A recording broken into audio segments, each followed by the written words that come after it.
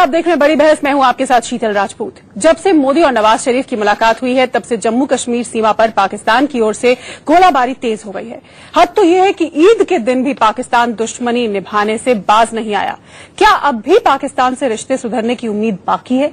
आज इसी सवाल पर होगी बड़ी बहस। इसके ऊफा में जब प्रधानमंत्री नरेंद्र मोदी और नवाज शरीफ की मुलाकात हुई थी तब कांग्रेस ये सवाल पूछ रही थी कि पाकिस्तान में ऐसा क्या बदलाव आया है जिसे देखकर भारत बातचीत शुरू कर रहा है। इस सवाल का जवाब तो नहीं मिला, लेकिन मोदी और नवाज की मुलाकात के बाद सरहद पर गोलाबारी तेज करके पाकिस्तान ने यह बता दिया कि उसका रवैया जस का तस है। पाकिस्तान की ओर से ईद के दिन भी जम्मू कश्मीर बॉर्डर पर फायरिंग होती रही। पाकिस्तान ने ईद पर बीएसएफ की मिठाई तक ठुकरा दी। पाकिस्तान के मंसूबे देखकर कांग्रेस ने ताना मारा कि प्रधानमंत्री रहते मनमोहन सिंह 10 साल में एक बार भी पाकिस्तान नहीं गए। फिर मोदी ने पाकिस्तान जाने का न्योता कबूल करने में जल्दबाजी क्यों दिखाई? फिलहाल बॉर्डर पर जो हालात हैं उससे ये बहस बड़ी हो गई है कि क्या अब भी पाकिस्तान से रिश्ते सुधरने की उम्मीद है?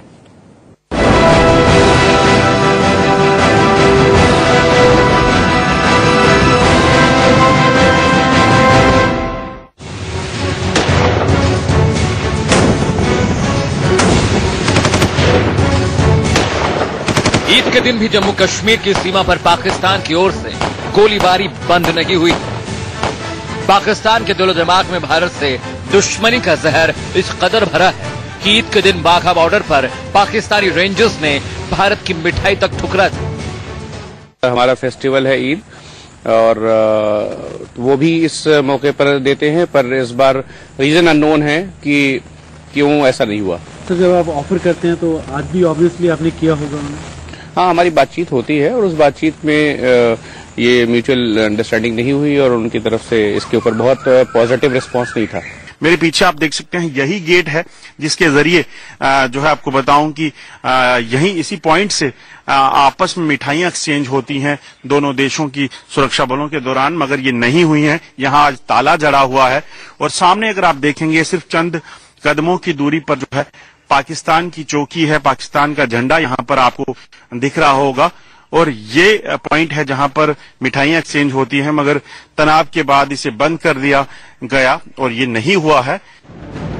सरहद पर दुश्मनी निभाने की पाकिस्तान की यह जिद तब है जब दोनों देशों के प्रधानमंत्रियों की बैठक में यह तय हो चुका है कि सरहद पर शांति के लिए पाक रेंजर्स के डायरेक्टर जनरल और बीएसएफ के डायरेक्टर जनरल के बीच बैठक होगी। इसके लिए 9 सितंबर की तारीख भी तय की जा चुकी है। भारत की ओर से दोस्ती की पहल के बावजूद पाकिस्तान दुश्मनी निभाने से बाज नहीं आ रहा। ऐसे में कांग्रेस को यह सवाल पूछने का मौका मिल गया है कि जब पाकिस्तान अपना रवैया बदलने को तैयार नहीं तो फिर प्रधानमंत्री को पाकिस्तान से बातचीत करने और पाकिस्तान जाने की इतनी जल्दी क्यों है? क्या वो आवाज जो बमबारी की आवाज आती है, गोली चलने की आवाज आती है, वो कुछ धीमी हो गई या प्रधानमंत्री की जो हियरिंग है उसमें कुछ कमी हो गई कि उन्हें ऐसा लगता है कि अब वो स्थिति नहीं है जो पहले थी जब उन्होंने कहा था बातचीत नहीं होगी। हद तो यह है कि पाकिस्तान ने खुद युद्ध विराम तोड़ा और खुद ही यूनाइटेड नेशंस से शिकायत करने भी पहुंच गया।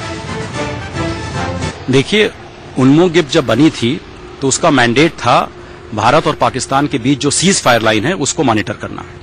1972 में cease fire line Shimla agreement के बाद cease fire line of control में परिवर्तित हो गई। इसलिए हमारा ये मानना है कि अब उन्मूक गिफ्ट का इस मामले में कोई रेलेवेंस या रोल नहीं है। जिस प्रकार का जो उल्लंघन हो रहा है बॉर्डर पे, सीज फायर वायलेशंस हुए हैं पाकिस्तान के माध्यम से, वो सच्चाई है, सबको पता है। अब ये पाकिस्तान के ऊपर है कि वो भारत के साथ किस प्रकार के संबंध रखना चाहता है। हमला तो पाकिस्तान की तरफ से हो रहा है, रणबीर सिंहपुरा हो, अखनूर हो, जो जम्मू के बॉर्डर डिस्ट्रिक्ट है, एलओसी पे है, तो ये साफ बता रही है कि क्या पाकिस्तान बातचीत के लिए जो डीजीएमओ और एनएसए के लेवल पे जो बातचीत होने वाली है, क्या पाकिस्तान उसके लिए तैयार है? 10 जुलाई को रूस के उफा में जब प्रधानमंत्री मोदी और पाकिस्तान के प्रधानमंत्री नवाज शरीफ के बीच मुलाकात हुई तो उम्मीद बंधी थी कि शायद दोनों देशों के बीच तनाव अब कम होगा।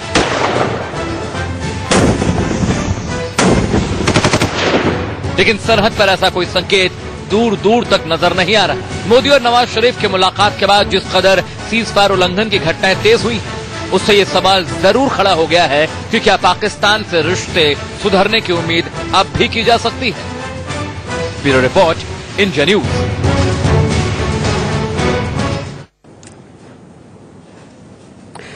तो ऐसी घटनाएं एक बड़ा प्रश्न चिन्ह लगाती हैं, एक बड़ा सवाल उठाती हैं, जो कि जायज है और लाजमी है कि ऐसे हालात में बातचीत कैसे होगी, और बातचीत अगर होगी भी तो वो कैसे सफल होगी। हमारे साथ खास पैनल इस बहस में जुड़ गया है। हमारे साथ स्टूडियो में मौजूद हैं आलोक शर्मा, कांग्रेस के प्रवक्ता, retired major general Ashok Mehta, defence expert. हमारे साथ कमल हक में सदस्य कानून कश्मीर के जुड़े हुए हैं, सरदार आरपी सिंह राष्ट्रीय सचिव बीजेपी के हमारे साथ जुड़े हुए हैं, और आरएसएन सिंह स्ट्रेटेजिक अफेयर्स कूटनीतिक मामलों के जानकार हमारे साथ जुड़े हुए हैं इस वक्त। सबसे पहले मैं सरदार आरपी सिंह के पास चलूंगी। सरदार साहब, ये जो हमने देखा आज जो घटना हुई, बीएसएफ से पाक रेंजर्स ने ईद की मिठाई लेने से मना कर दिया, पिछले 24 घंटे में लगातार सीज फायर वायलेशन हो रहा है सीमा पर। ऐसे में जो बातचीत की उम्मीद आप लगाए बैठे हैं और जो देश के सामने आपने उम्मीद जगाई, वो कैसे कामयाब होगी, कैसे सफल होगी पाकिस्तान से?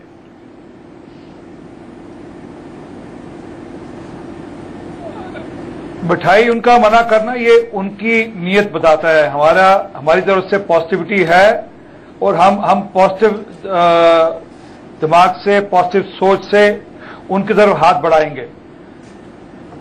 लेकिन तो हम लोग जो ताली एक हाथ से नहीं बजती ना। थॉट प्रोसेस है वो इस बात पे कि जो नवाज शरीफ साहब की जो बातचीत अभी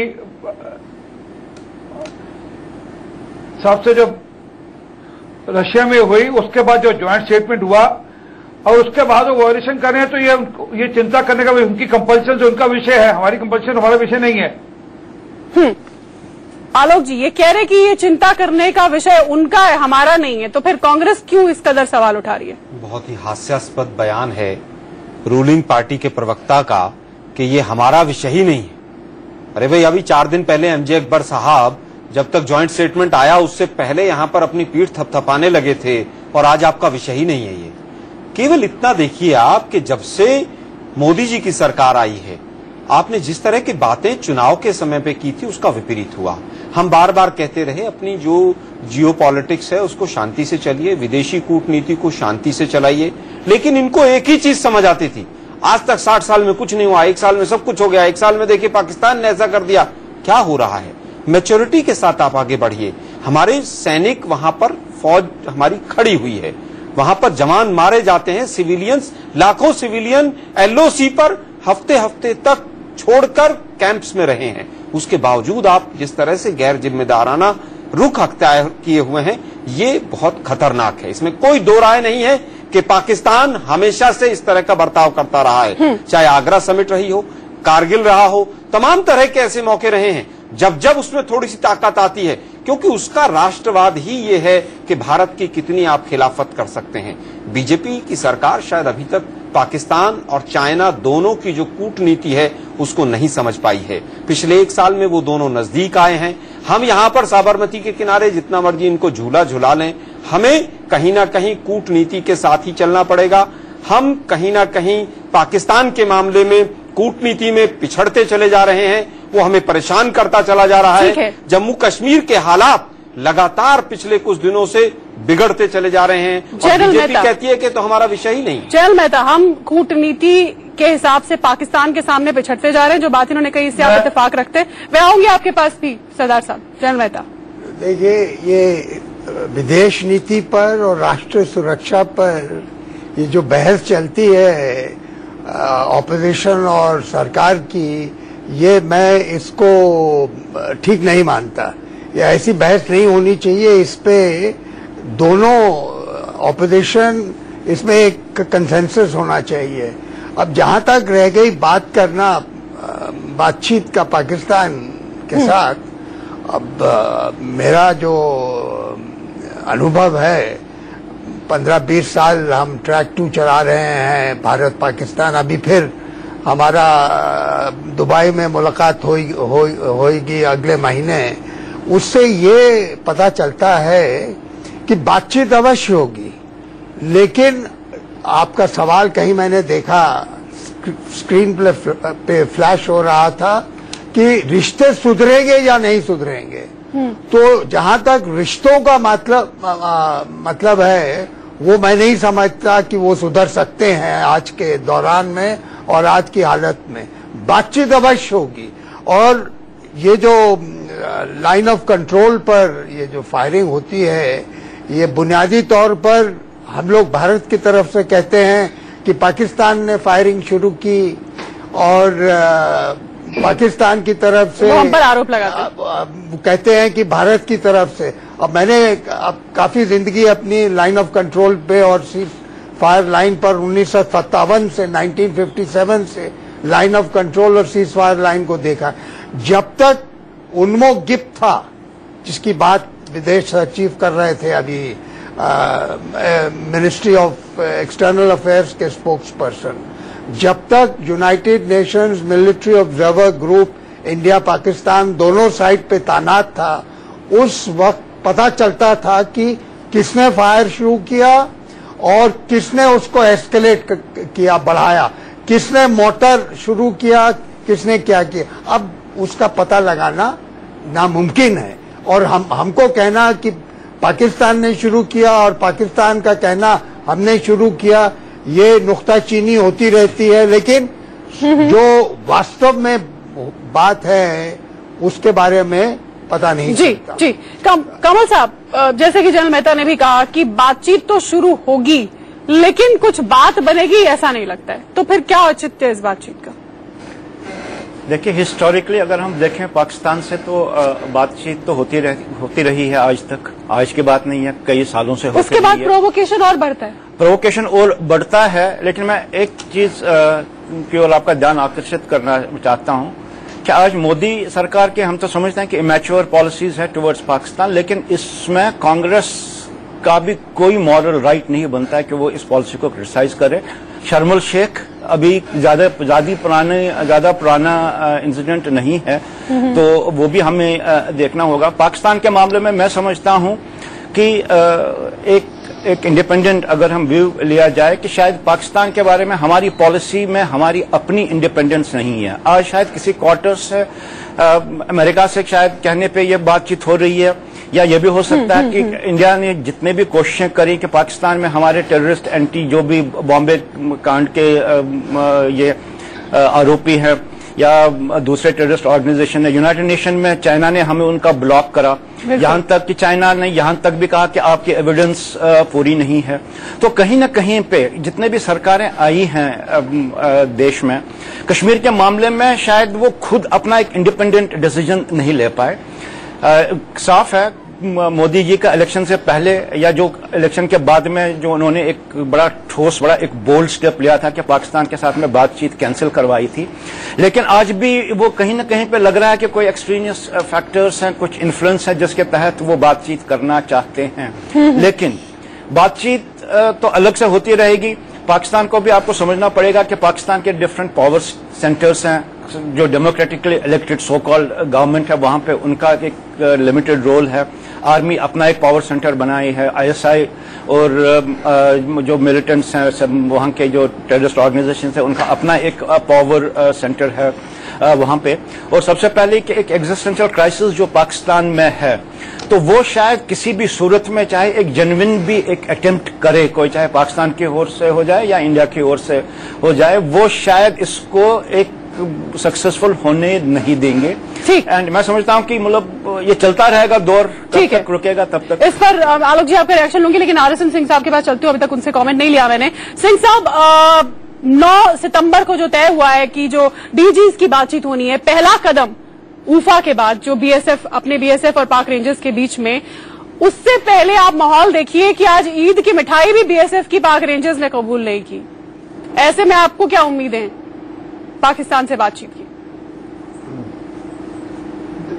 देखिए, बातचीत को आप कई दर्जों में बांट सकते हैं। जो ऊंचे दर्जे पे जो स्ट्रक्चर्ड टॉक्स हैं वो शायद इसलिए कैंसिल किए गए थे क्योंकि हो क्या रहा था कि हर टेरर अटैक के बाद एक बड़ा विजिट हो जाता था फॉरेन मिनिस्टर का, कभी हीरा रब्बानी खार का, कभी कस्तूरी का, और हमको लल कर दिया जाता था थे क्योंकि हो क्या रहा था कि हर टेरर अटैक के बाद एक बड़ा विजिट हो जाता था फॉरेन मिनिस्टर का, कभी हीरा रब्बानी खार का, कभी कस्तूरी का, और हमको लल कर दिया जाता था।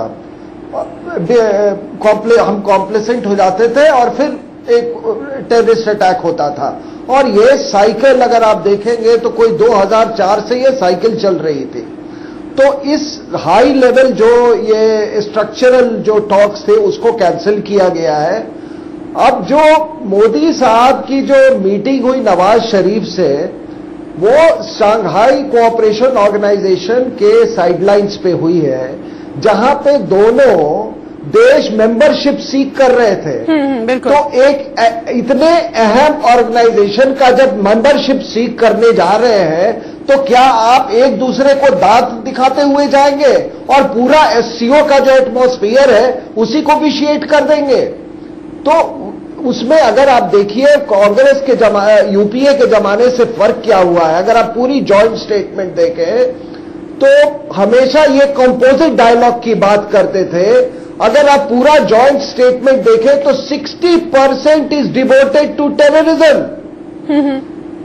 उसमें कहीं कश्मीर वर्ड का जिक्र नहीं किया गया है। ये अपने आप में मैं इसको एक बहुत ब्रिलियंट डॉक्यूमेंट मानता हूं और इंडिया की बहुत बड़ी डिप्लोमेटिक विक्ट्री मानता हूं मैं। अब रही बात कि कुछ लोग कहते हैं कि वहां पे पाकिस्तान में नवाज शरीफ नहीं मैटर करते हैं, आर्मी मैटर करे, ये बातें तो हमको मालूम है। लेकिन आप ये जाके तो नहीं कह सकते ना वहां पर कि हम नवाज शरीफ से बात नहीं करेंगे, हम आर्मी से बात करेंगे। तो जब आप आर्मी से बात नहीं कर सकते हैं तो what is the next best thing you can do? Your DGMOs can talk, और जो आपके डीजी बीएसएफ है वो पाक रेंजर से बात कर रहे हैं। तो इसमें कौन सी हमने बातचीत शुरू कर दी? आप एक फंक्शनल लेवल मीटिंग्स को आप अगर बातचीत का दर्जा दे रहे हैं तो ये शायद बिल्कुल गलत है। ठीक है आलोक जी, आप इस पर कुछ रही बात ईद की, 4-5 चीजें सामने आई हैं, मैं सबका सिलसिलेवार उत्तर देना चाहूंगा कि सबके बीच में कॉन्सेंसस बनना चाहिए। मैं बिल्कुल वरिष्ठ हमारे रक्षा विशेषज्ञ बैठे हैं मेजर साहब, मैं बिल्कुल इनकी बात से सहमत हूं, होना चाहिए। लेकिन अभी शिवसेना ने कहा है कि एनडीए की मीटिंग भी होना बंद हो गया, चंद 2-3 लोग इस सरकार को चला रहे हैं। किसी भी विषय पर क्या बीजेपी की सरकार ने, एनडीए की सरकार ने अपोजिशन को साथ लेना चाहा? नहीं लेना चाहा। किसी भी विषय पर कहा कि भाई आप साहब आकर बैठते हैं और क्या पॉलिसी होनी चाहिए? नहीं होनी चाहिए। मर जवान मर किसान का नारा भी हमने नहीं दिया था।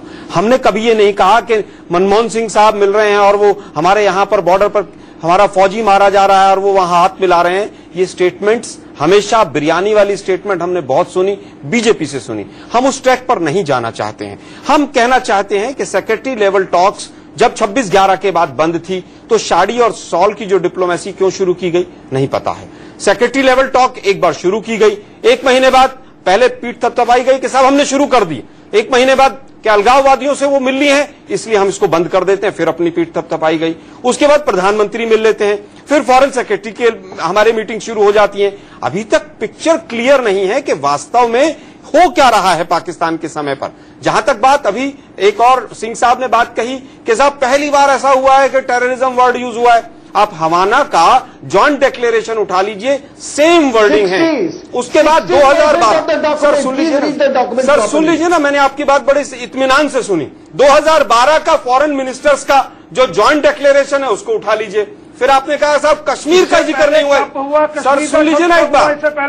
सर मैं आपके आरोपों का उत्तर दे रहा हूं। मैं आपके पास आऊंगी, अपनी बात पूरी कीजिए। सर आपने कहा कि कश्मीर का जिक्र नहीं हुआ और 3 दिन के अंदर तो उनके तमाम मंत्रियों के और विदेश मंत्रियों के बयान आ गए कि कश्मीर के बगैर तो कोई बातचीत नहीं हो रही है। अरे थोड़ा सा तो सब्र रखिए। आप लोग विदेश नीति चला रहे हैं, देश को चला रहे हैं, आप अपनी जबरदस्ती पीठ थपथपाने लगते हैं।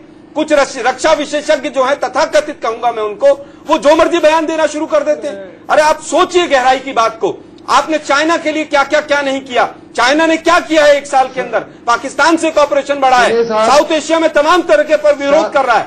आप थोड़ा सीनियरिटी है के साथ आप सोचिए इन बातों को, केवल बायस होकर स्टेटमेंट मत दीजिए। ठीक है, आप जवाब ले लें और पता नहीं क्या हो जाएगा। आप जवाब ले लेते हैं सिंह साहब से और फिर सरदार साहब से। मेरे को आज तक कोई बायस के लिए आज तक मुझे किसी ने एक्यूज नहीं किया है। लेकिन जो शर्मल शेख में जिस तरह से हिंदुस्तान को बेचा गया था वो भी कोई नहीं भूल सकता है। और समझौता एक्सप्रेस में पूरी दुनिया अभी बांग्लादेश के साथ क्या हुआ है वो नहीं देखा है आपने? ट्रेजरी डिपार्टमेंट रेलेवेंस नहीं इन बातों का रेलेवेंस नहीं है। कांग्रेस के साथ हमारी फौजों ने पाकिस्तान के 2 टुकड़े भी किए हैं।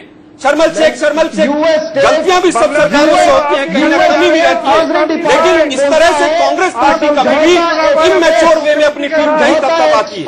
एक आरिफ का आसमानी नहीं पिछले 10 साल को देखिए आप और 1 साल को देखिए जम्मू कश्मीर का क्या हाल हो गया है।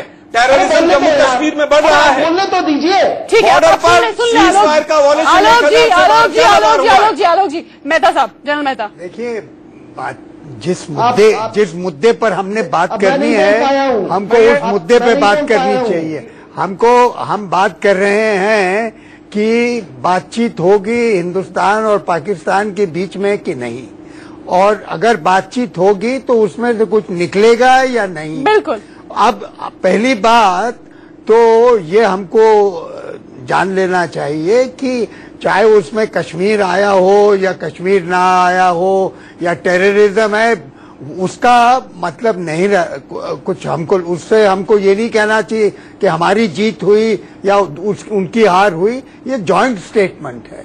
एनीवे, अभी प्रॉब्लम ये है कि अगर 9 सितंबर को की डेट पर डीजी बीएसएफ मिलेंगे तो डीजीएमओ कब मिलेंगे और विदेश नेशनल सिक्योरिटी एडवाइजर्स कब मिलेंगे, क्योंकि इसके बाद मुलाकात दोनों प्रधानमंत्री की न्यूयॉर्क में होगी, side United Nations general assembly के साइड लाइन पर। 26-27 अमूमन सितंबर में ये बातचीत होती है। अगर 9 सितंबर में सिर्फ डीजी बीएसएफ मिलेंगे तो कोई उससे लाभ नहीं होगा। तो पहली बात ये होनी चाहिए कि डीजी बीएसएफ की बातचीत अगस्त के महीने में होनी चाहिए, डीजीएमओस की बातचीत भी अगस्त के महीने में होनी चाहिए, सितंबर के महीने में एनएसएस की बात हो, ताकि उसमें से जो निकले वो दोनों प्रधानमंत्री जब न्यूयॉर्क में मिले तो उसके ऊपर विचार हो सकता है और आगे की कार्रवाई, क्योंकि 2008 के बाद कॉम्पोजिट डायलॉग का नाम नहीं लिया जाता। अभी एक नया डायलॉग शुरू होगा, उसका फॉर्मेट क्या होना चाहिए, उसमें टेररिज्म अभी आपने नेशनल सिक्योरिटी एडवाइजर के लेवल पे उठा दिया है, पहले फॉरेन सेक्रेटरी बात करते थे, तो फॉर्मेट पे तब्दीली होगी और फॉर्मेट पे तब्दीली होने के बाद ये फैसला न्यूयॉर्क में ठीक है। जनरल मेहता, एक ब्रेक का वक्त हो रहा है। ब्रेक के बाद आपकी इन तमाम बातों के मैं रिएक्शंस लूंगी, जवाब लूंगी मैं सरदार आरपी सिंह से भी। एक छोटे से ब्रेक के लिए हम रुक रहे हैं, हमारी ये बहस जारी है, आप देखते रहिए। आता रहा पाकिस्तान, ऐसे में भी क्या पाकिस्तान से रिश्ते सुधरने की उम्मीद है, इसी पर हम बड़ी बहस कर रहे हैं। मैं चलूंगी सरदार आरपी सिंह के पास, नेशनल सेक्रेटरी हैं बीजेपी के। सरदार साहब, जो बात जनरल मेहता ने ब्रेक से पहले कही थी कि चलो आपने ऊफा में एक शुरुआत की, भारत ने और पाकिस्तान ने, की कुछ स्तर पे बातचीत होगी, राष्ट्रीय सुरक्षा सलाहकार स्तर पे बातचीत होगी, डीजीएमओस की बातचीत होगी, पाक रेंजर्स और बीएसएफ, लेकिन इसको इतना लंबा फैला दिया है कि अब 9 से की कुछ स्तर पे बातचीत होगी, राष्ट्रीय सुरक्षा सलाहकार स्तर पे बातचीत होगी, डीजीएमओस की बातचीत होगी, पाक रेंजर्स और बीएसएफ, लेकिन इसको इतना लंबा फैला दिया है कि अब 9 सितंबर को ही पाक रेंजर्स और बीएसएफ के बीच में बातचीत होनी है। उसके बाद यूनाइटेड नेशंस जनरल असेंबली के साइडलाइंस पे दोनों प्रधानमंत्री मिलेंगे और फिर पूरे साल भर कोई मौका नहीं है जहां ये दोनों आमने सामने होंगे। तो क्या ये जरूरी नहीं था कि अगस्त से ही इस दिशा में कदम उठाने शुरू कर दिए जाते, इसको बेहतर प्लान आउट किया जाता, ताकि जब दोनों प्रधानमंत्री मिलते सितंबर में तो कुछ होता वहां पर डिस्कस करने के लिए, शेयर करने के लिए?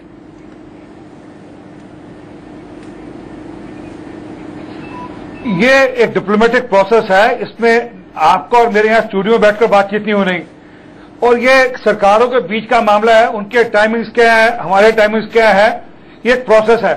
इसमें हम आज और मैं और आप बैठकर या जनरल साहब बैठकर या कर्नल साहब बैठकर यहाँ तय नहीं करेंगे कि तारीख क्या होंगी, परंतु रास्ता ठीक हो, दिशा ठीक हो, ये जरूरी है। ये नहीं है कि हम बातचीत करें और उसमें बलूचिस्तान ले आए और बोले नहीं बलूचिस्तान में जो हो रहा है वो भारत कर रहा है, उसका ऐसी शर्मनाक बात करें। जो अभी आरपी सिंह कह रहे थे, पहली बार हुआ है कि हमने कश्मीर शब्द वहां से हटाया बातचीत के बीच में, टेररिज्म का फोकस लेकर आए हैं। अब वो ठीक है, उनकी इंटरनल कंपल्शन के कारण से उनके जो लोग सरदार अजीज साहब जैसे लोग हैं, जैसे हमारे यहाँ कांग्रेस की भी कंपल्शन है कि उनको हर बात पे विरोध करना है। लेकिन सरदार अजीज ही तो बातचीत करेंगे, सरदार अजीज जैसे लोग एनएसए ही तो बातचीत करेंगे, एनएसए की ही तो बातचीत तय हुई है सरदार साहब। नहीं, जैसे कांग्रेस का स्पोक्स पर्सन यहाँ बातचीत करते हैं, जैसे कांग्रेस का स्पोक्स पर्सन यहाँ बातचीत करते हैं, उनको कुछ भी कांग्रेस के स्पोक्स पर्सन को बातचीत नहीं करनी है डिप्लोमेटिक स्तर पर, लेकिन एनएसए इसको करनी है आपस में। नहीं, डिप्लोमेटिक बातचीत जिन्होंने करनी है उनके बीच में रास्ते ठीक चलेंगे। और वो नवाज शरीफ और मोदी साहब के बीच की उसके बाद की एक रिटर्न स्टेटमेंट है, उसमें जिनके बीच में रिश्ते चलने हैं या एनएसए के बीच में जो रिश्ते चलने हैं, जो बातचीत होनी है, उसमें ठीक चलेगा। लेकिन आप ठीक है, चलिए मैं आरएसएन सिंह आपके पास भी आती हूँ। सिंह साहब बहुत देर से कुछ कहना चाह रहे हैं। जी आरएसएन सिंह। और हमारी तरफ से आज भी मैं वापस कह रहा हूँ, हमारी तरफ से आज भी पूरा पॉजिटिव है मामला। आज भी हम चाहते हैं कि रिश्ते सुधरे, रिश्ते अच्छे हों। आरएसएन सिंह साहब, आपकी तरफ से पॉजिटिव होने का बताइए ना, कारण क्या है? क्या हालात बदल गए हैं? आपकी शिवसेना जो सहयोगी पार्टी है वो पूछ रही है, आप कांग्रेस के ऊपर आरोप लगा रहे हैं। आपने मोदी जी के भाषण भूल गए आप लोग? दोनों हाथ फैलाकर जब कहते थे वो, भाइयों बहनों, दिल्ली में बैठी सरकार में प्रॉब्लम है, बॉर्डर पर प्रॉब्लम नहीं है। आज कहाँ प्रॉब्लम है? बॉर्डर में है या दिल्ली में? बताइए। आज तक हिंदुस्तान को धोना पड़ रहा है वो। नहीं, आप मुझे केवल ये बता दीजिए, जब मोदी जी कहते थे कि भाइयों बहनों प्रॉब्लम बॉर्डर पर नहीं है, प्रॉब्लम दिल्ली में बैठी सरकार में है, आज कहाँ प्रॉब्लम है? आप किसकी बातचीत कर रहे हैं? आप मैं पूछ रहा हूँ, मेरा सवाल सीधा है, प्रॉब्लम क्या है? चलिए ठीक है, दिल्ली में। ठीक है, चलिए सरदार साहब, आलोक जी, आरएसएन सिंह साहब नहीं खड़ी हुई होती 26/11 प्लीज हम और लोगों को भी सुन लें, हम और लोगों को भी सुन लें। नहीं बोल सकता आरएसएन सिंह साहब, राष्ट्रवाद की बात करते हैं। मुझे आप दोनों की ऑडियो म्यूट करानी पड़ेगी। आरएसएन सिंह साहब। शीतल जी, ये जो मीटिंग्स होने हैं एनएसए के और एनएसए लेवल पे और डीजीबीएसएफ और पाक रेंजर्स के लेवल पे, these are functional periodic mechanisms that has been decided. ये पीरियोडिक है, it has got nothing to do कि यूएन के साइड लाइन्स में क्या होगा।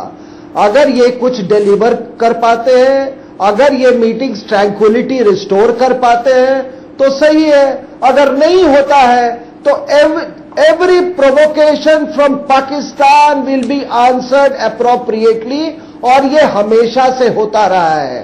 तो जो लोग मुझे ये बड़ी मूर्खता वाली बात लगती है जब लोग कहते हैं कि इतने सीज फायर वायलेशंस हो गए। अरे पाकिस्तान फायर करेगा तो सीज फायर वायलेशन होगा, हम उसका जवाब देंगे।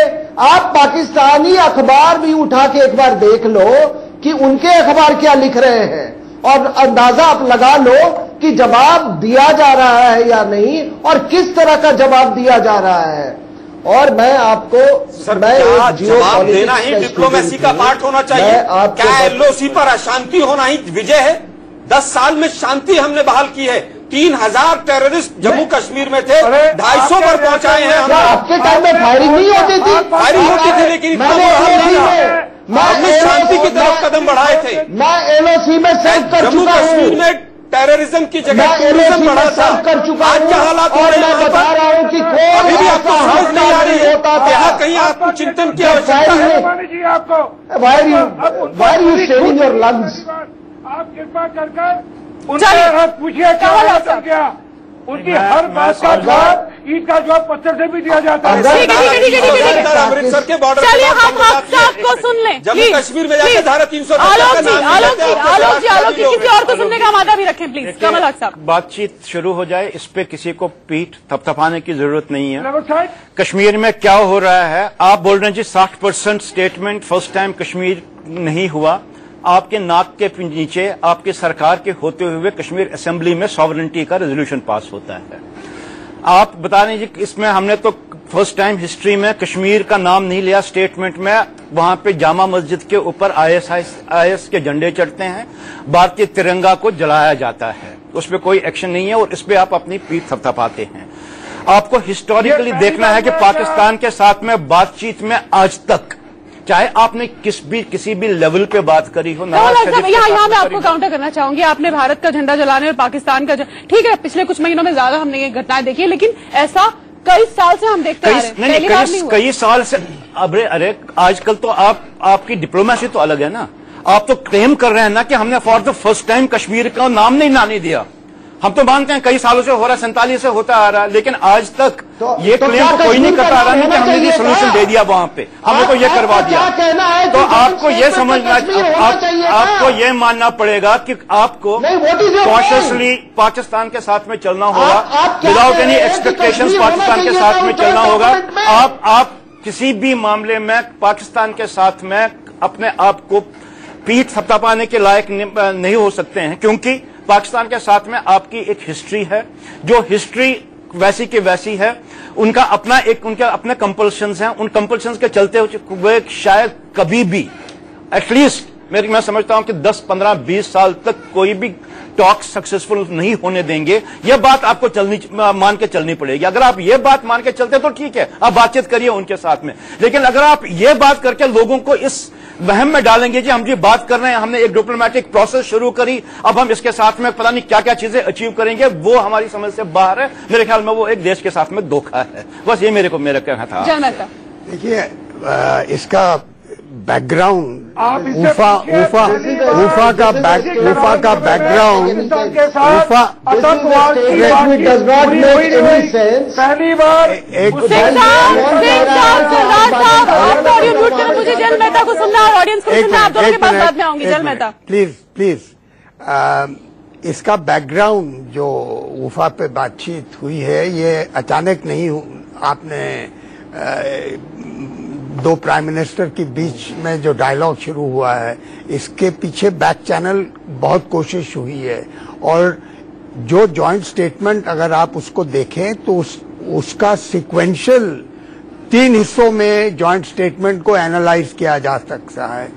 पहला हिस्सा है कि एक एटमॉस्फेयर क्रिएट किया जाए जिससे लाइन ऑफ कंट्रोल पे शांति बने और कॉन्फिडेंस बिल्डिंग मेजर्स बने। तो उस फर्स्ट स्टेप के लिए क्या जरूरी था कि डीजीबीएसएफ मिले और डीजीएमओ मिले, ताकि वर्किंग बाउंड्री या इंटरनेशनल बॉर्डर और लाइन ऑफ कंट्रोल दोनों पर जो पीस एंड ट्रैंक्विलिटी है वो उधर कायम की जाए। दूसरा स्टेप इसमें यह था कि 2 एनएसएज मिले हैं और 2 एनएसएज मिलकर जो चीज भारत और पाकिस्तान के बीच बातचीत रोकती है वो है आतंकवाद। और आतंकवाद को अलग करने के बाद, इसके ऊपर डिस्कशन करने के बाद किस तरीके से इसके ऊपर काबू पाया जा सकता है, तो तीसरा स्टेप था डिस्कस ऑल आउटस्टैंडिंग इश्यूज। और तीसरा स्टेप जो है, वो तीसरा स्टेप इन 2 स्टेप्स के बाद था।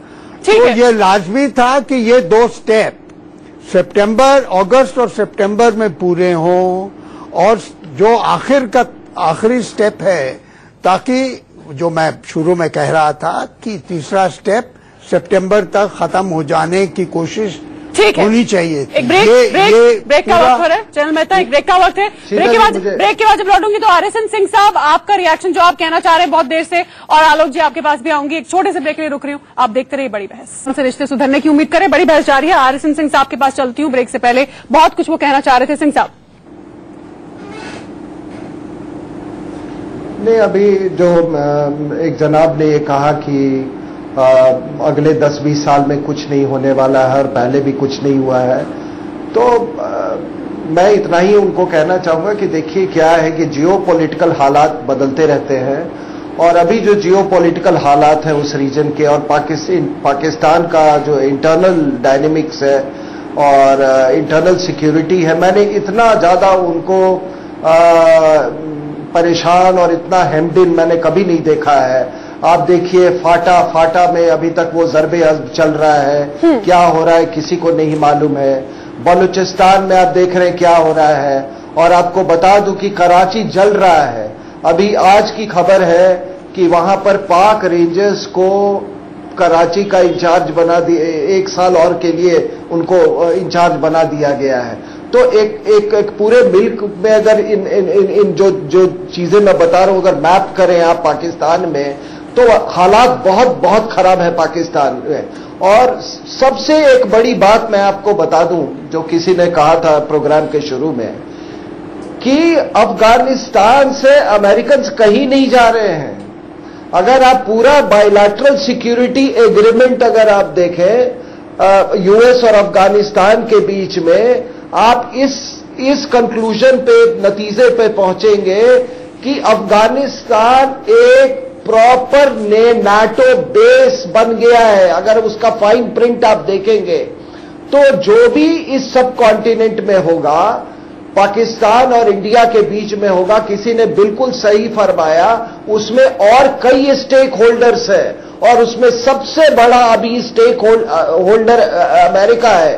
तो ये अब अगर आप ये कहना इसलिए ठीक नहीं होगा कि हमको कोई नतीजा नहीं मिलेगा, कब ब्रेक थ्रू मिल जाए कोई नहीं जानता है। और आपको मैं बता दूं, जो ईरान वाला जो यूएस ईरान का जो अप्रोचमा हुआ है, उसका बहुत सारा फर्क पड़ने वाला है। तो ये हालात बदलते रहते हैं और इसलिए मुझे नहीं लगता है कि इस तरह का पॉलिसी पाकिस्तान सस्टेन कर पाएगा इंडिया। ठीक है, उम्मीद करते हैं। आलोक जी, देखिए, जहां तक ईरान की बात है, ईरान के साथ अगर अमेरिका के रिलेशंस अच्छे होते हैं तो कहीं ना कहीं मिडिल ईस्ट में हम किस तरह से आगे बढ़ेंगे, देशों के साथ किस तरह से बैलेंस रखेंगे, खासतौर पर सऊदी अरब के साथ हमारे लिए कहीं ना कहीं चैलेंजेस बढ़ेंगे। खैर, आज का विषय वो नहीं है। देखिए, जिस तरह से अलगाववादियों को यहां पर मंत्री तक बनाने की बात की गई, जम्मू कश्मीर के अंदर अमेरिकी दबाव की बात सामने आ रही है। मेजर जनरल साहब ने भी कहा कि कहीं ऐसा तो नहीं कि बाहर के दबाव में है। बीजेपी को क्लैरिफाई करना चाहिए अगर कोई दबाव है तो। और बैक चैनल डिप्लोमेसी की भी बात सामने आई है। मैं समझता हूं आज बैक चैनल डिप्लोमेसी पूरी तरह से पाकिस्तान के साथ फ्लॉप हो रही है। अगर बैक चैनल डिप्लोमेसी कहीं काम कर रही थी तो 3 दिन के अंदर जो एग्रीमेंट हुआ, जो ज्वाइंट डिक्लेरेशन, जिसको भी आप जो भी नाम दे रहे हैं, 3 दिन के अंदर उसका रिवर्स क्यों हो रहा है? बैक चैनल डिप्लोमेसी होती तो दोनों देशों के अंदर कहीं ना कहीं एक किसी प्लेन लेवल फील्ड पर आकर सहमति बनी होती, लेकिन कहीं पर बैक चैनल डिप्लोमेसी हमें नजर नहीं आ रही है। इंटरनल डायनेमिक्स की बात अभी सिंह साहब ने कही। मैं पूछना चाहता हूं कि अगर यहां पर इंटरनल डायनेमिक्स नक्सलिज्म की तरफ से खराब होती है तो क्या हम पाकिस्तान को डिस्टर्ब करना शुरू कर देंगे? नहीं, ये उनकी इंटरनल जो मर्जी डायनेमिक्स रहे, वो उनकी पॉलिसी है कि हिंदुस्तान को परेशान करना है, हिंदुस्तान के खिलाफ ऊटपटांग काम करने हैं, चाहे यूएन के लेवल पे हो, चाहे कोई और इंटरनेशनल प्लेटफॉर्म हो। पाकिस्तान को समझना होगा और पाकिस्तान के समझने के साथ साथ कठोर कदम उठाने होंगे। बीजेपी के प्रवक्ता दिल्ली में बैठकर पीठ थपथपाएं, उससे पाकिस्तान का इशू सॉल्व नहीं होगा। और केवल ये कह दें कि साहब वहां के तो हालत खराब है, ये एक्सक्यूज नहीं चलेगा। आप बताएं क्या कठोर कदम होने चाहिए?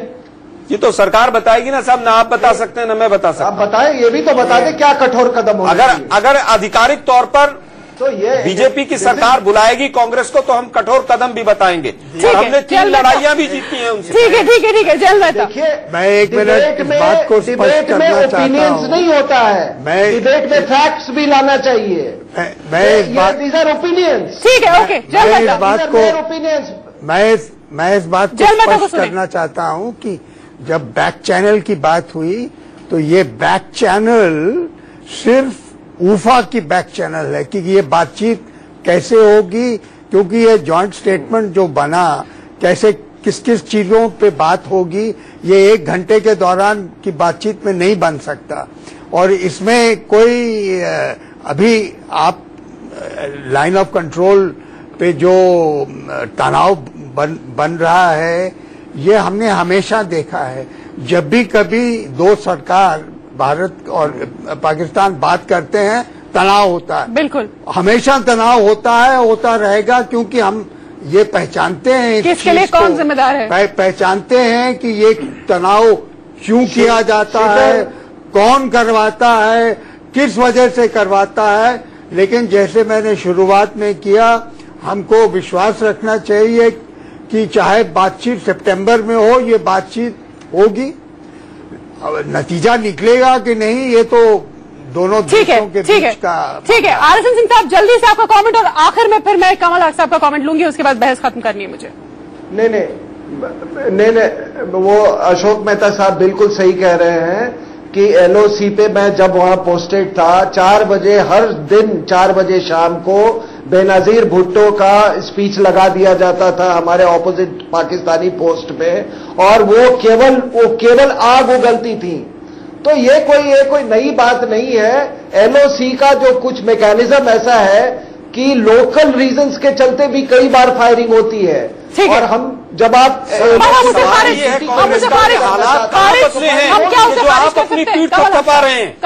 क्लोजिंग कमेंट, कोई भी अगर बातचीत करें तो वेलकम स्टेप है, लेकिन वो पार्ट ऑफ द स्ट्रेटजी होनी चाहिए। एक स्पेकुलेशन के ऊपर आप बातचीत करें कि वहां पे जो पॉलिटिकल हालात बदल जाएंगे, फिर उसके हो सकता है कि उसका नतीजा ठीक निकला, आई थिंक वो शायद रॉन्ग है, वो सही नहीं है। आप पार्ट ऑफ द स्ट्रेटजी करिए, कंसिस्टेंटली अडॉप्टेड स्ट्रेटजी करिए और उस पर टिके रहिए, तो बातचीत का कोई मतलब है। बिल्कुल, आप नीचे रिएक्शन में बातचीत करें, वो मेरे रणनीति के आधार पर बात करें। जो आसपास के डेवलपमेंट्स है, माहौल है, जिस तरह के कंपल्शंस हैं उधर, उनको देखते हुए ठोस रणनीति के आधार पर बातचीत करें और आगे बढ़ाएं, ताकि कोई सकारात्मक इसका नतीजा निकल सके। फिलहाल इस बहस में इतना ही। आप सभी का हमारे से जुड़ने के लिए बहुत बहुत धन्यवाद इंडिया न्यूज पर। लेकिन खबरों का सिलसिला लगातार जारी है, आप देखते रहिए इंडिया न्यूज।